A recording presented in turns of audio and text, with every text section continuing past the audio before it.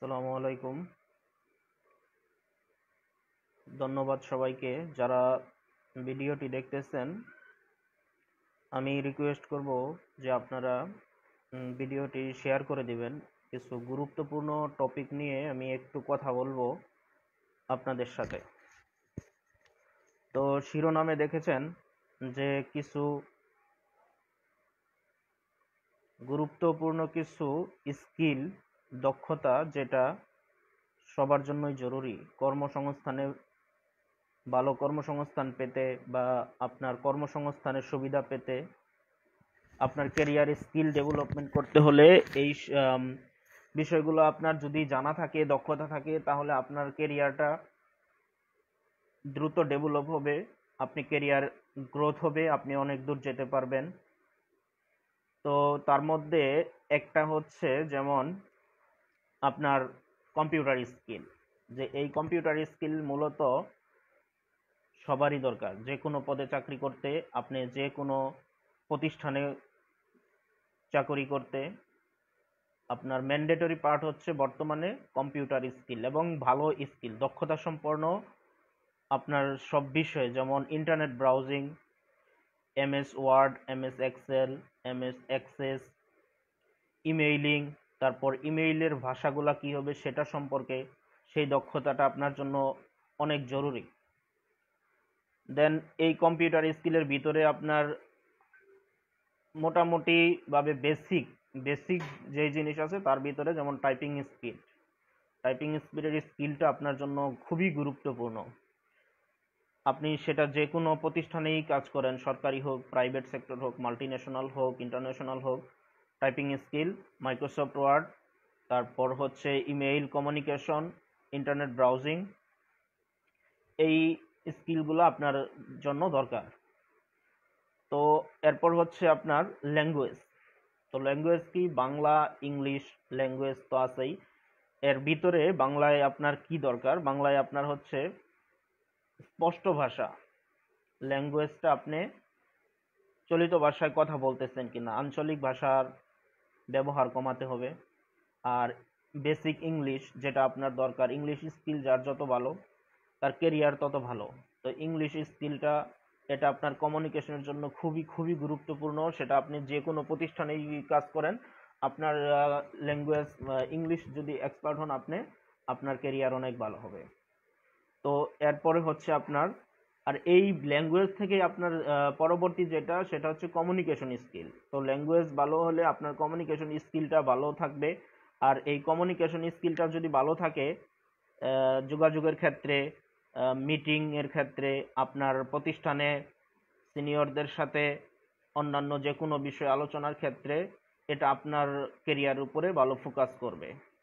এই জন্য যোগাযোগের দক্ষতা, কমিউনিকেশন স্কিলটা আপনার জন্য খুবই গুরুত্বপূর্ণ। দেন হচ্ছে টাইম ম্যানেজমেন্ট। টাইম ম্যানেজমেন্টটা যেমন আপনার যে কোনো কাজ আপনি অনেক সময় নিয়ে করলেন, খুব সময় বেশি নিয়ে করলেন, ধীরস্থিরভাবে করলেন, হয়তো আপনি ভাবতেছেন সেটাই সুন্দর, কিন্তু সেটা না। যেই কাজটা যেই সময়ের ভিতরে করা প্রয়োজন আপনি সেটা সেই সময়ের ভিতরেই শেষ করেন। তারপর আপনি কাজের রেজাল্টটা যদি ভালো হয় তাহলে আপনি বলতে পারেন যে আপনার টাইম ম্যানেজমেন্টটা কন্টিনিউ হচ্ছে। টাইম ম্যানেজমেন্টটা আপনার জন্য মোস্ট ইম্পর্টেন্ট। যেমন আপনি কোনো একটা প্রতিষ্ঠানে আপনার দায়িত্ব দেওয়া হলো, সেই প্রতিষ্ঠানে আপনার উপস্থিত হওয়া, প্রতিষ্ঠান থেকে কখন আসতেছেন, কোনো একটা টাস্ক আপনাকে দেওয়া হলো, সেই টাস্ক আপনি কত সময়ের ভিতরে করতেছেন, সেটা আপনার ম্যানেজমেন্ট, আপনার সিনিয়র পার্সন যারা আছে তারা অবজারভেশন করে। তো এটার উপরে আপনার ক্যারিয়ারের অনেক কিছুই নির্ভর করে। তো এটা খেয়াল রাখতে হবে। তারপর হচ্ছে আপনার নিজেকে ডেভেলপ করার একটা মেন্টালিটি থাকতে হবে, নিজেকে উন্নত করার মানসিকতা থাকতে হবে, যে আপনি এখন যে পজিশনে আছেন, আপনি সেই পজিশন থেকে আপনি 5 বছর পরে কোন পজিশন নিজেকে দেখতে চান, সেটা আপনার নিজের ভিতরে একটা গোল সেট করতে হবে। তো সেই গোল সেট করার পরে আপনি সেই গোল অনুযায়ী যদি কাজ করেন তাহলে আপনার কেরিয়ারটা সামনের দিকে যাবে। সেই অনুযায়ী কাজ করলে আপনি কাজের ফলাফলটা পাবেন। সেই জন্য আপনার হচ্ছে দরকার কি, নিজেকে সেলফ ডেভেলপমেন্ট, নিজেকে ডেভেলপমেন্ট করার যে চেষ্টা সেটা করা, সেই মেন্টালিটি নিজের ভিতরে তৈরি করা, এটা একটা। তারপরে হচ্ছে আপনার ইমোশনাল ইন্টেলিজেন্স, বা আবেগজনিত বুদ্ধিমত্তা, যেটা হচ্ছে যখন যেখানে যেটা প্রয়োজন ইমোশনালি সেটা হ্যান্ডেল করা, যে সেইটা আপনি কথার মাধ্যমে পারেন, কাজের মাধ্যমে পারেন, পরামর্শের মাধ্যমে পারেন। যেমন আপনি উপস্থিত একটা মিটিং করতেছেন বা আপনি সিনিয়রদের সাথে বসে আছেন, তো ওই পজিশনে আপনার এমন একটা কথা বললেন যেটা আপনার ব্রাইটনেস হয়ে গেল, সেই পরিবেশটা সুন্দর হয়ে গেল, সবাই খুশি হলো, আপনার ম্যানেজমেন্ট খুশি হলো, আপনার সিনিয়র পার্সন খুশি হলো, সেটা আপনার কেরিয়ারের জন্য খুবই ইম্পর্টেন্ট। যে আপনি যদি এইরকম কোনো স্কিল থাকে, আপনি নিজেকে চিন্তা করেন যে কিভাবে এটা করা যায়, কি কোন কথার মাধ্যমে করা যায়, কখন কোনটা বলতে হবে, যেটা যে যখন যেটা প্রয়োজন সেটা বলেন, অতিরিক্ত বলা যাবে না, তাহলে সেটা আপনার পজিটিভ না নেগেটিভ হবে, বা ভুল বলা যাবে না। সঠিক একটা ইনফরমেশন দেন, যে ইনফরমেশনটা দেখতেছেন আপনার সিনিয়র একজন বলতে চেষ্টা করতেছে কিন্তু সে সেটা বলতে পারতেছে না, তার মুখে আসতেছে না, আপনি যদি তখন সেটা ডেলিভারি দেন, তাহলে দেখবেন আপনার সিনিয়র পার্সন আপনার উপরে সন্তুষ্ট হয়ে গেছে। তো এটা আপনার কেরিয়ারের জন্য খুবই গুরুত্বপূর্ণ। এরপর হচ্ছে আপনার গ্রুপ ওয়ার্ক। তো আপনি যেইখানেই যান আপনার হয়তো গ্রুপ ওয়ার্ক করতে হবে, আপনার একটা টিম থাকবে, সেই টিমের সাথে কাজ করতে হবে। তো অনেকের দেখা যায় যে একা কাজ করতে ভালো লাগে, বা যে কোনো একটা কাজ তাকে দিল, একা সে সলিউশন করে দিল, সেটা তার জন্য খুবই সহজ, কিন্তু সবার সাথে কাজ করলে তার জন্য বোরিং লাগে, সে সেটা করতে পারে না। তো এই মেন্টালিটি রাখা যাবে না, যে আপনার যে কোনো টিমের সাথে কাজ করতে হবে, যে কোনো আপনার টিমে যে কোনো ধরনের মানুষ থাকতে পারে, তো তাদের সাথে আপনার খুব আনন্দ মুহূর্তে আপনি খুব খুশি মনে কাজ করবেন, আপনার যে কোনো টাস্ক সম্পূর্ণ করবেন, এটা আপনার ক্যারিয়ারের জন্য খুবই ইম্পর্টেন্ট। তো এই জিনিসটা মাথায় রেখে আপনি কর্মসংস্থানে আপনার কাজ করতে হবে।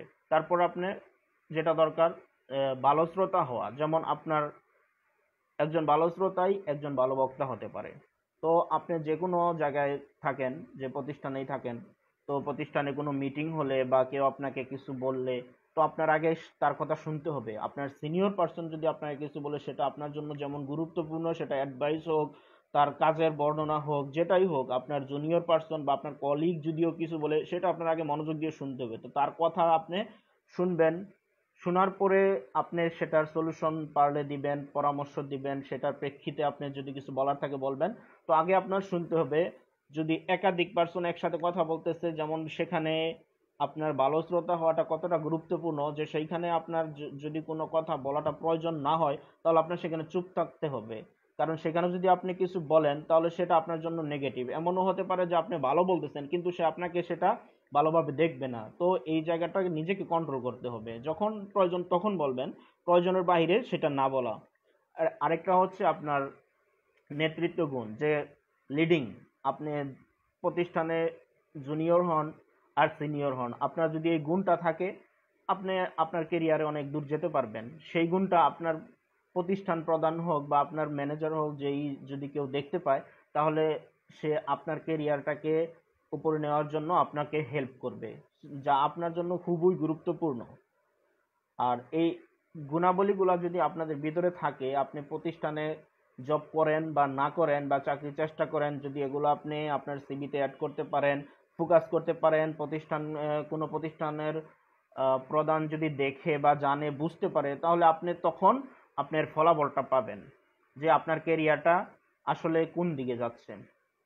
তো এতক্ষণ কথাগুলো শোনার জন্য সবাইকে অশেষ ধন্যবাদ। যদি মনে হয় ভালো লাগে, যদি হেল্পফুল হয়, তাহলে শেয়ার করবেন ভিডিওটা এবং আমাদের পেজের সাথেই থাকবেন। ধন্যবাদ সবাইকে।